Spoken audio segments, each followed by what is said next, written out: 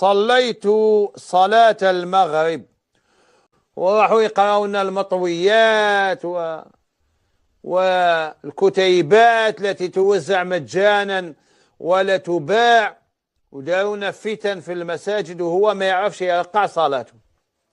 هيا جاوبوني الآن، جاوبوني الآن. الراجل هذا صلى المغرب، انسى، الله غالب، وخلق الإنسان ضعيفا.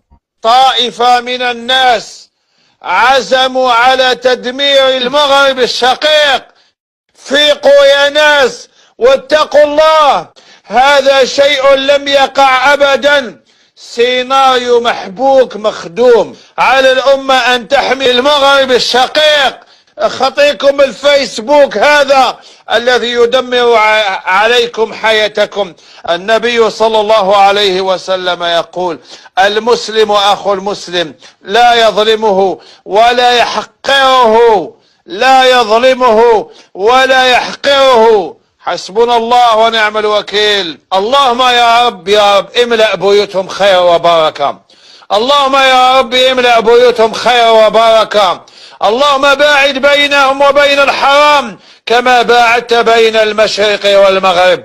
اللهم احفظ، اللهم يا رب احفظ نساءهم وبناتهم وأولادهم ورجالهم وشيوخهم وعجائزهم. اللهم حبب إليهم الصلاة والزكاة والصوم والحج يا رب يا رب.